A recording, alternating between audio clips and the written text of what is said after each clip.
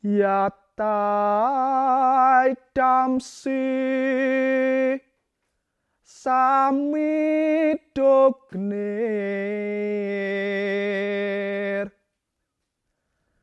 basmasatku ruterjuna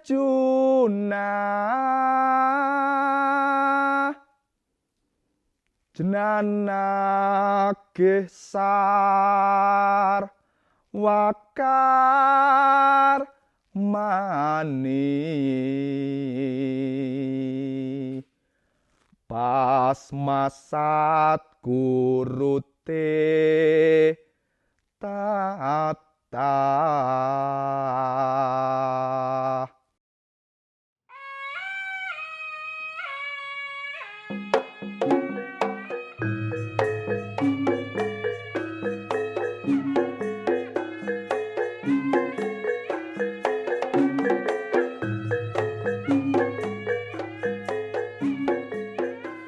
Kalau orang Tengger ini ya nggak neko-neko lah. Yang penting sudah bisa makan, bisa minum ya, bisa tidur itu sudah cukup. Karena apa? Ada seperti agama Budi lah kalau di Tengger itu. Sekalipun ada macam-macam agama, Muslim, Hindu, Buddha ya, kan ada ajaran carilah jati dirimu sendiri kan gitu.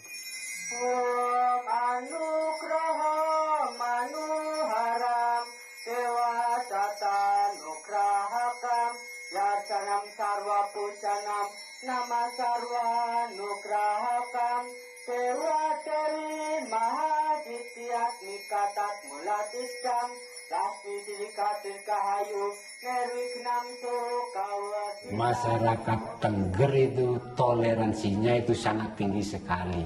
Semuanya kegiatan Idul Fitri yang orang Hindu itu mengikuti, untuk kegiatan apa istilahnya kegiatan Hindu yang orang Islam mengikuti, itu kompaknya enak, enjoynya itu. Jadi antara umat Hindu sama Islam tidak ada masalah di Sariwani itu, enjoy saja gitu.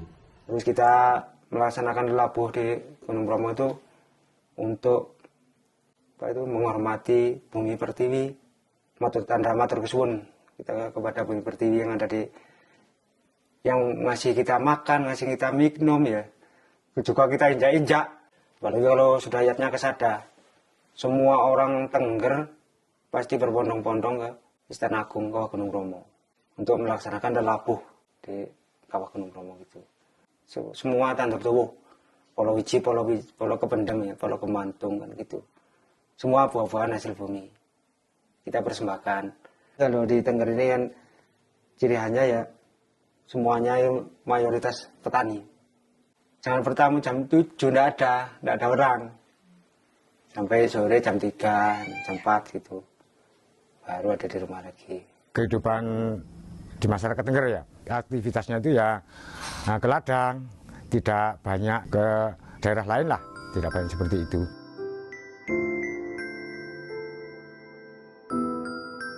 Ekonomi orang Tengger itu sudah hampir bisa dikatakan tercukupi dari lahan miliknya, baik itu mengerjakan lahan pribadi atau buruh tani ikut orang lain, itu sudah sangat cukup. Jadi kalau terkait dengan finansial itu warga Sarina II itu sudah tidak ada masalah.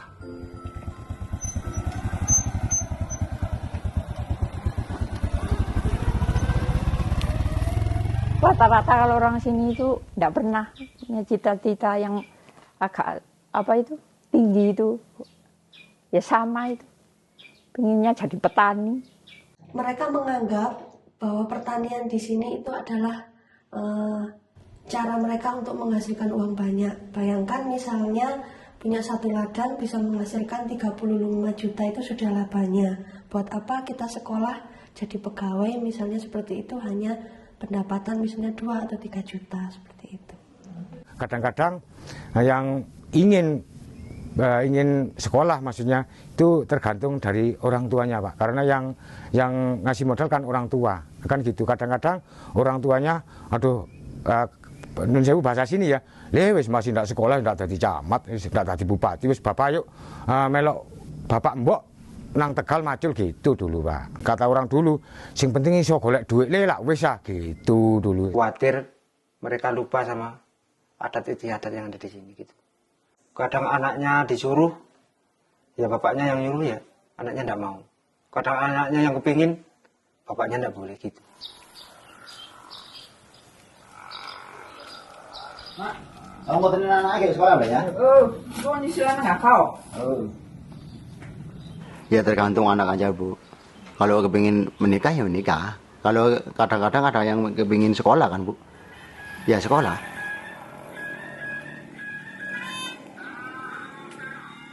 Orang-orang dulu sempat mengejek saya, buat apa sekolah? Nah, ujung-ujungnya pasti nanti ke ladang dan bawa cangkul seperti itu, Bu. Jadi istilahnya orang-orang sini mengejek saya. Nah, tetapi sekarang malah sebaliknya. Jadi secara tidak langsung saya di sini menjadi contoh untuk mereka atau orang tua mereka yang mempunyai biaya untuk menyekolahkan anaknya.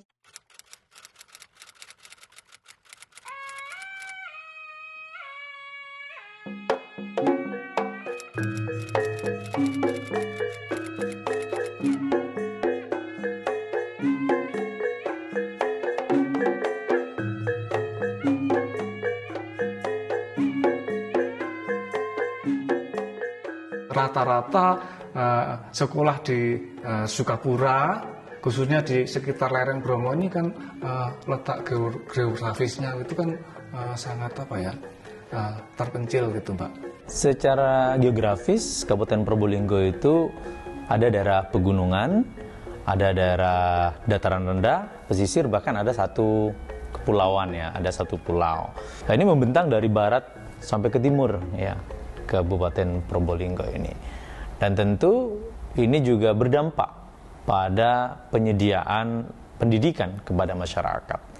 Sehingga ada beberapa daerah yang memang akses ke lembaga pendidikan itu cukup sulit bagi daerah-daerah yang ada di pegunungan, bahkan juga di lembah-lembah, karena kita juga ada yang antar gunung gitu. Karena kondisi geografis yang seperti itu, maka tentu ada di daerah tertentu, khususnya daerah pegunungan, sekolah di Kabupaten Probolinggo ini yang terkategorikan sebagai sekolah kecil. Sekolah kecil itu ya 60 ke bawah jumlah peserta didiknya. Kurang lebih ada 97 lembaga yang masuk sekolah kecil. Bahkan kemudian dari 97 itu kurang lebih 32 atau 33 yang sekolah kecil ya di daerah terpencil. Jadi sekolah kecil di daerah terpencil.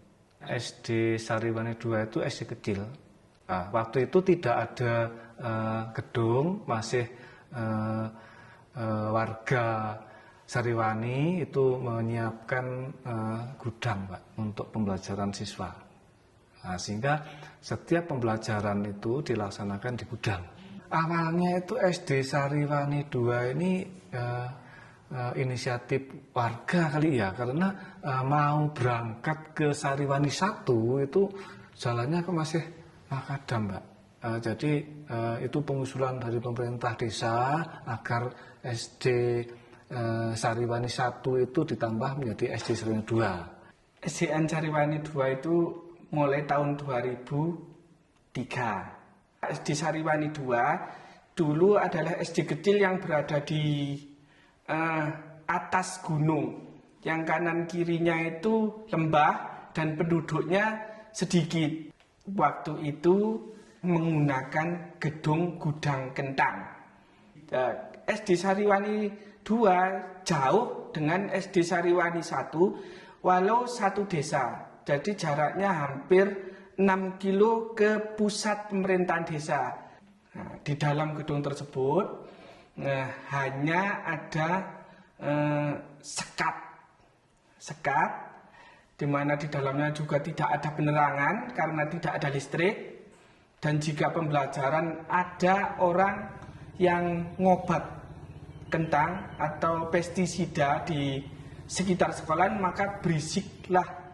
Saya datang tahun 2016 di Sariwani 2 itu belum ada rehab Pak. Sekolah itu mohon maaf masih ada pelapon-pelaponnya itu sampai lubang-lubang, itu pun masih adakan sekat-sekat pakai triplek. Jika musim hujan dan berkabut, jarak pandang 3 meter, itu papan tulis sudah tidak kelihatan. Tidak kelihatan. Jadi anak-anak juga berjuang sampai seperti itu. Murid waktu itu masih sekitar 50 sampai 60 siswa. Berkembangnya sekarang, sampai tahun sekarang semakin menurun, karena memang penduduk di Sariwani 2, khususnya di Dusun Gedong itu tidak bertambah dan stagnan saja. Cuaca di daerah lereng Bromo ini ekstrim banget ya, ekstrim banget. Itu ketika musim penghujan ini sering kali kami itu mendapat kendala di perjalanan, itu kan banyak longsoran gitu ya. Menurut saya untuk tantangan itu karena medan sulit saja. Yang jelas kami jam 5 itu sudah ready, Mbak. Ya, jadi sudah berangkat dari rumah itu jam 5:30 lah kita. Soalnya perjalanan dari rumah hingga sekolah ini kurang lebih 1 jam dengan medan yang sebegitu berat. Untuk ke SD Sariwani 2 jaraknya sekitar 14 kilo, Mbak. Kendala banyak, Mbak. Kendala saat saya perjalanan mau ke SD Sariwani 2 banyak. Selain dulu saya ngeridit sepeda, Mbak. Kalau ban bocor, terus terjatuh, itu sudah langganan, Mbak. Tidak bisa dihitung. Dan kalau ke SD Sariwani 2 itu guru tidak terjatuh, itu kayaknya bukan guru Sariwani 2, Mbak. Itu kan karena jalannya sulit, makadam semua. Dari Sariwani sampai Wonokerso kan jalannya kan sulit. Jadi muridnya masuk, gurunya tidak masuk. Begitu dulu. Dalam konteks ini pemerintah tetap wajib hadir memberikan pelayanan karena memang tugas pemerintah untuk mencerdaskan anak bangsa. Tentu kita dihadapkan pada banyak tantangan dan dinamika. Tantangannya di samping karena sekolahnya kecil, siswanya kecil, sedikit, kita juga ada keterbatasan guru. Sehingga guru pun yang hadir tidak bisa semua mapel untuk jenjang SMP, bahkan semua jenjang kelas, guru kelas dari kelas 1 sampai kelas 6 untuk jenjang SD itu bisa terpenuhi. Karena kami kekurangan guru, maka satu guru itu mengajar 2 kelas yang berbeda. Anak-anak, sudah tugasnya yang ini? Sudah. Coba lihat. Kita memang mengalami kekurangan guru. Ya, kenapa mengalami kekurangan guru? Yang pertama, yang purna itu terus berjalan. Jadi ketika sudah waktunya batas usia pensiun, mereka harus pensiun. Sementara pengadaan ASN baik melalui P3K maupun CPNS tidak berbanding lurus dengan guru-guru kami yang pensiun. Sehingga kami memang dalam hal ini masih kekurangan guru, baik itu guru kelas untuk jenjang SD, guru PAI maupun guru agama Hindu termasuk guru olahraga. Sementara di jenjang SMP kita juga kekurangan guru.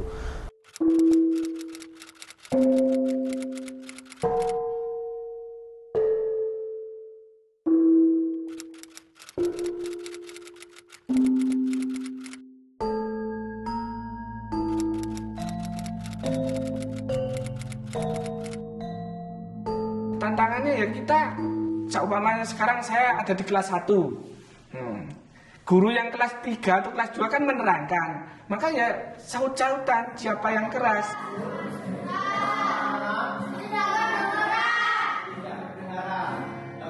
Yang tidak nyaman itu sebenarnya anak.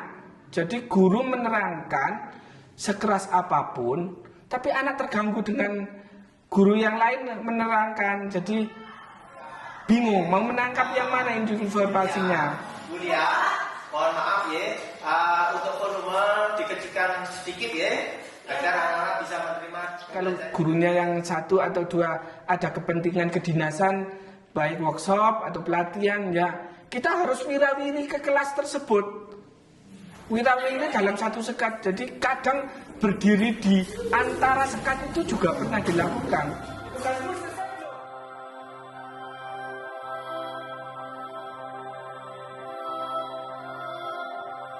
Tahun 2021, 2022, dan insya Allah tahun ini juga akan ada pengadaan ASN guru melalui jalur P3K. Harapannya itu paling tidak mengurangi kesenjangan kekurangan guru yang ada di Kabupaten Probolinggo.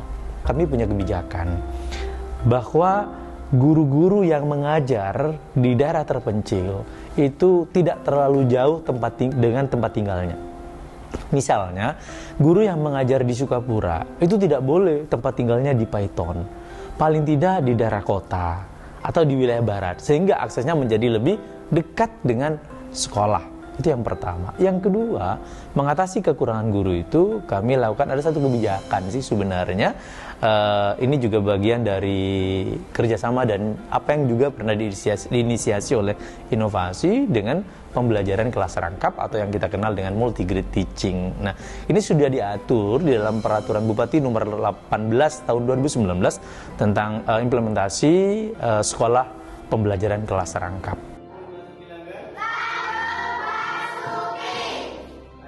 Nah, dengan cara dirangkap antara kelas 1, kelas 2, kelas 3, kelas 4, kelas 5, kelas 6, maka automatically akan mengurangi kebutuhan guru.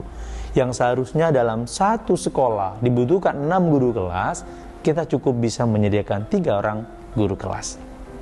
Sehingga ada efisiensi guru terkait dengan pelaksanaan pembelajaran yang ada di sekolah-sekolah kecil, terutama sudah sekolah kecil dan di daerah terpencil. Yang ketiga, kebijakannya tentu kita akan memberikan insentif kepada guru-guru yang ngajar di sekolah kecil dan terpencil ini.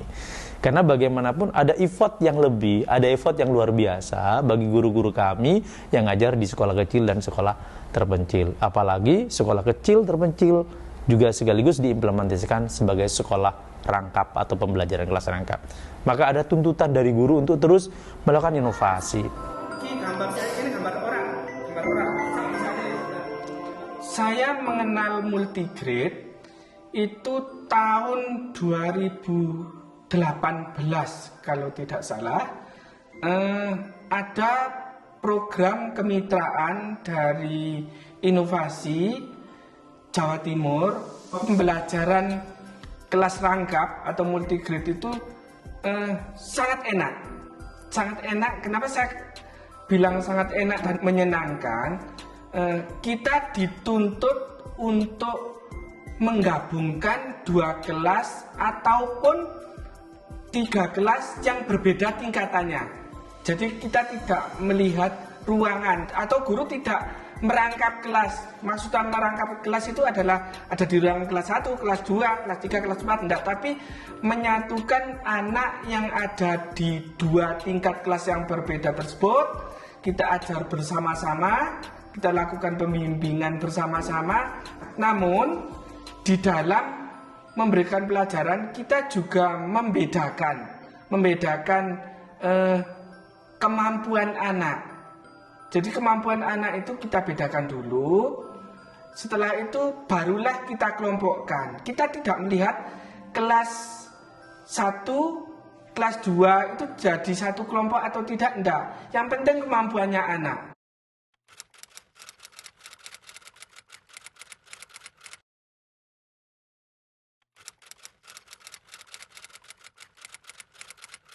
Kami ada 4 sekolah penggerak untuk jenjang SD yang mengimplementasikan kurikulum merdeka. Untuk memastikan implementasi kurikulum merdeka ini bisa berjalan baik ke semua sekolah, khususnya sekolah-sekolah kecil ini. Maka tentu kita harus mengaktifkan yang namanya komunitas belajar. Komunitas belajar itu sebuah komunitas di mana guru bisa saling membelajarkan.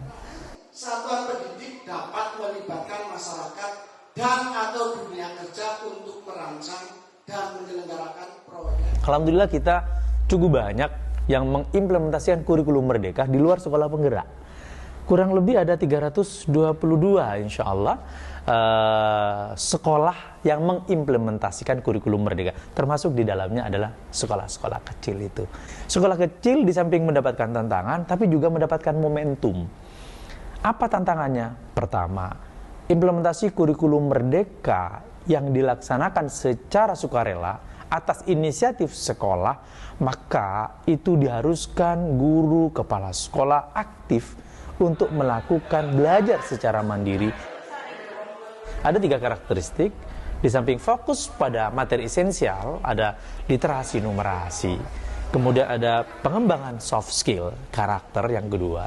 Yang ketiga adalah guru harus mampu melaksanakan pembelajaran berdiferensiasi. Saya sampaikan sekolah kecil sebenarnya mendapatkan momentum. Kenapa kok mendapatkan momentum?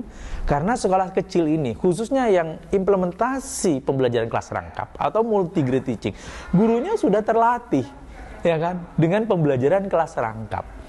Guru sudah terbiasa ngajarin anak kelas 1 secara bersamaan dengan anak kelas 2 dalam satu ruang kelas yang sama dengan gaya belajar anak yang begitu variatif dan cara atau metode penyampaian guru yang berbeda-beda. IKM ternyata memiliki karakteristik yang tidak beda jauh dan bahkan similar dengan sekolah implementasi kurikulum Merdeka. Sehingga ini saya melihat di samping ada tantangan juga sekaligus mendapatkan momentum, dan yang sehingga kami begitu cukup percaya diri ya bagi sekolah-sekolah kecil ini ya, terutama sekolah-sekolah yang melaksanakan pembelajaran kelas rangkap. Multigrade ini sudah IKM, karena kami waktu itu belum dengar yang Kumer ini. Ternyata kami sudah melakukan Kumer walaupun belum dengar istilah Kumer. Karena di multigrade kan sudah pembelajaran berbeda tadi. Katakan satu kelas ada 2 kelas yang berbeda.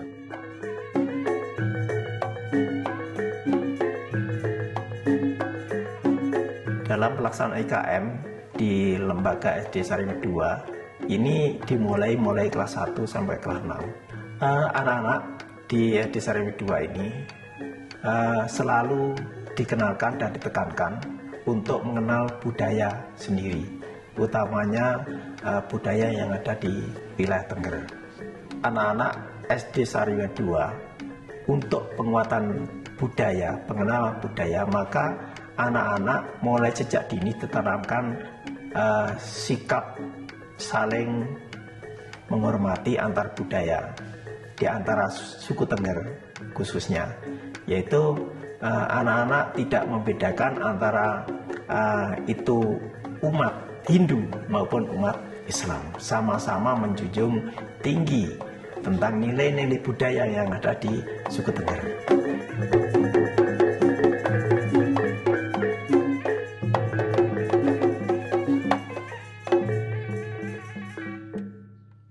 Dalam menerapkan IKM ini ada hal-hal yang kesulitan bagi kami, yaitu ada beberapa siswa yang tipikalnya itu siswa ini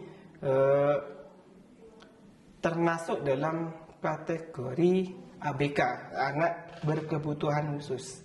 Yang saya lakukan selama ini untuk mengatasi anak berkebutuhan khusus di SDN Sariwani 2, yaitu setidaknya dari awal kita sharing bersama dengan kepala sekolah dan rekan-rekan guru hal-hal apa saja yang perlu saya lakukan untuk mengatasinya. Juga yang kedua, saya juga mencari referensi-referensi Bu tentang materi pembelajaran bagaimana cara mengatasi anak berkebutuhan khusus ini.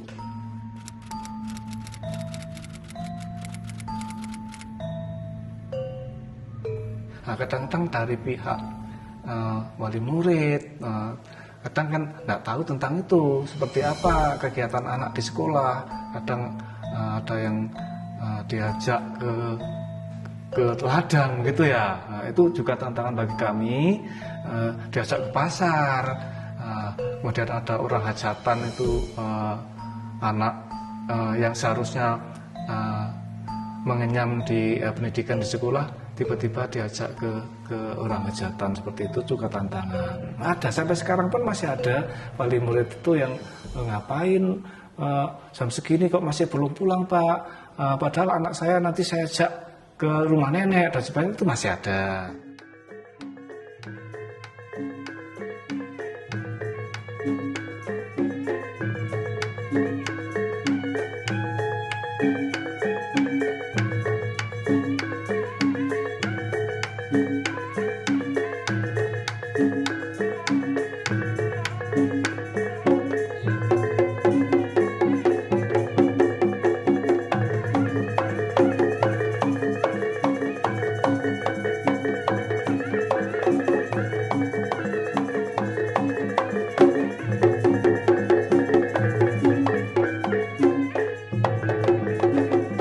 Ya kadang sekolah, kadang kalau ada apa itu hajatan gitu, ya libur nggak sekolah sudah. Ya hari-hari tertentu, hari raya Galungan, hari raya Saraswati, itu kadang harus tidak izin sama Pak Guru. Tapi Pak Guru sudah memahami. Kalau ada hajatan memang nggak boleh sama orang tua, aduh nggak usah sekolah dulu, ikut ibu dulu ke rumah orang itu, umpamanya gitu Bu. Kalau mau ke pasar gitu diajak itu nggak boleh sekolah juga. Dulunya itu gitu Bu, memang Bu. Kegiatan yang dilakukan orang tua waktu itu mengajak anaknya ke pasar, mengajak anaknya kondangan ke hajatan, bahkan istilahnya rewang di hajatan itu dulu sangat sering terjadi. Bahkan di tengah pembelajaran pun orang tua memanggil atau meminta izinkan anak terhadap guru saat tengah belajar itu biasa. Dan itu sering terjadi dulu. Ada apa? Kita tidak jalan pasar, Ya wes, nggak apa-apa, tapi besok harus sekolah ya. boleh sih ya? Ya, sama-sama.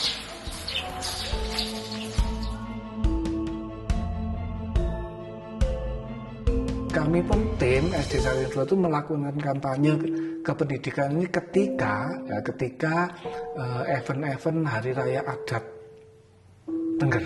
Misalkan Hari Raya Karu, kami pun bersama tim itu menelusuri bukit ini kunjung ke siswa. Karena di event-event itu yang jelas orang tua pasti ada di rumah. Ternyata itu ada dampak yang positif sehingga kedekatan antara wali murid dan kami warga sekolah itu sangat luar biasa. Jadi ada komunikasi yang sejuk begitu. Ya saya ini yang diminta untuk menjelaskan kepada masyarakat itu, tetap menjaga kerukunan itu. Hajatan ya itu kan tidak boleh terlalu lama, kan harus diambil hari hanya saja. Jadi yang saya mengutarakan itu ke masyarakat agar tidak bolos-bolos terlalu lama. Kan kasihan Pak gurunya datang semua, muridnya datang gitu. Tidak hanya memberikan pemahaman di sekolah saat pengambilan rapot, tapi guru sekarang yaitu diciptakan untuk melayani. Jadi ke rumahnya siswa-siswa semuanya. Karena siswanya hanya 24, maka saat hari raya adat, hari raya Karu, itu guru berkunjung ke semua siswanya. Di momen-momen seperti itulah guru itu memberikan penekanan terhadap orang tua mana dari siswa tersebut yang sering atau kerap kali melakukan izin. Namun akhir-akhir ini setelah ada pendekatan baik dari guru, baik dari tokoh masyarakat, tokoh agama, tokoh adat, maka terkurangilah hal tersebut. Ini Bu, Pak genduk mau kan wae belajar saja nih, wae ning sekolahan. Kok Rika pamiten dijak nang pasar. Nah, enake jare iki. Ayo digawe rundingan api, kesepakatan ae wis. Jadi besok panci saat pembelajaran iku Rika orang izinin lareni nang kelas. Ora enak loh Pak di deleng murid liyane. Ya Mak ya, Mak. Ora enak sih langsung ujuk-ujuk nang kelas mami ten anake dijak nang pasar. Kok ditiru nang kanca liyane. Bahwa sekolah iki kok gampang temen carane. Ya bener iku kepentingan anake, tapi kira-kira Rika jare. Oh, saat mulai sekolah iku luwih apik. Ya, mulai sekolah dikanteni ge. Nah, dijak nang pasar, menjen nang pasar iku ya hiburane siswa, hiburane Rika. Saupamane nang hajatan, kaya sing winginan iku ya Rika parani sak marine pelajaran. Nek runding dingin mesti anak iki.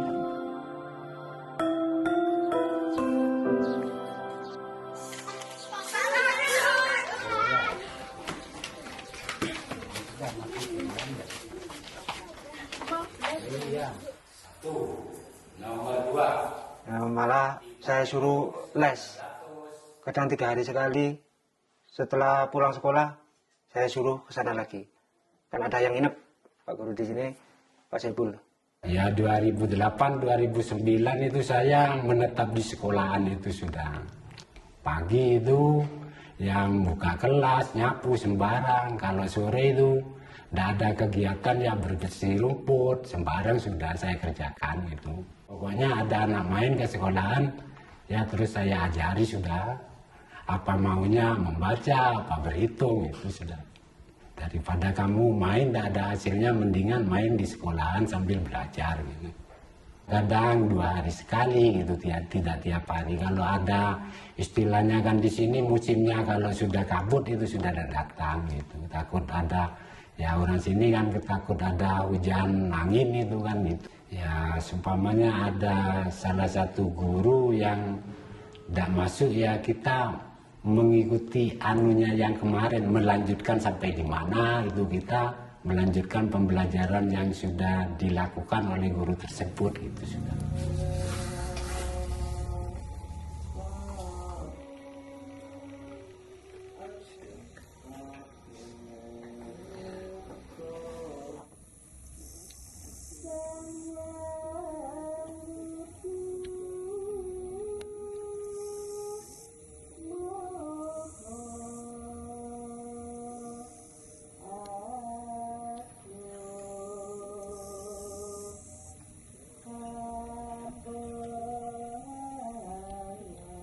Selama ini saya nggak kasih uang les sama sekali sama Pak Saibul. Ya kadang saya kasih sayuran gitu buat makan sehari-hari di sekolah. Gitu. Kadang tiap datang ke sekolah dia itu membawa sayur, apa sembarang itu sudah sepunyanya dia di rumah itu. Kadang kopi, gula gitu sudah. Perhatiannya orang tua wali murid ke saya itu gitu. Padahal saya tidak minta imbalan itu, tapi kan namanya manusia yang sudah dibantu mungkin hati nuraninya ya bisa terketuk juga gitu. Ya Pak Guru kan memang pernah ngomong sampai gitu kan, kepentingan belajar anak kan lebih penting Bu. Kan sekarang kalau orang tua harus bekerja di ladang, anak harus sekolah gitu. Katanya Pak Guru kan menyarankan gitu, kepentingan pendidikan itu lebih baik gitu. Ya saya ikuti aja udah saran Pak Guru gitu.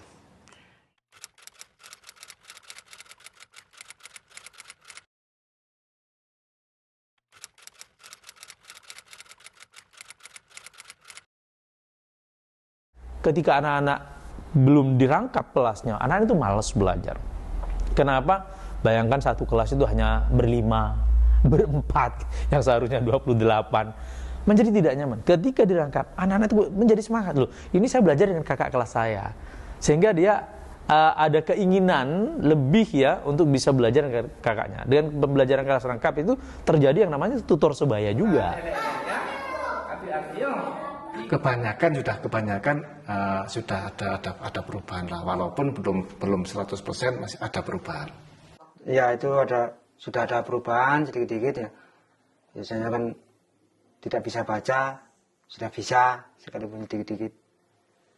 Tidak bisa ngitung ya, perkalian itu kan sekarang sudah bisa.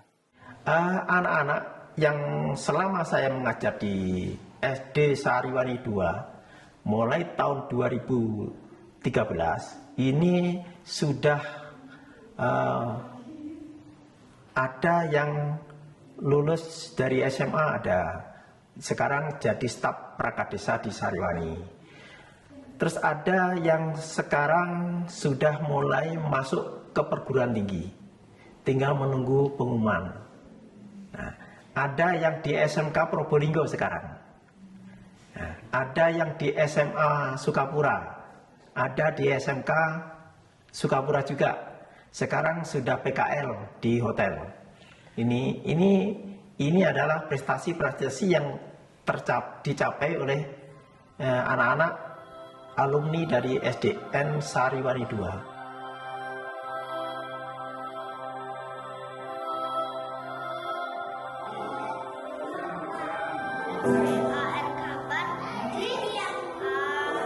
Setelah melihat anak-anak seperti itu, merasa senang, terharu, dan merasakan bangga terhadap diri saya, khususnya pada anak-anak. Karena apa? Berarti selama ini ada hasil gitu.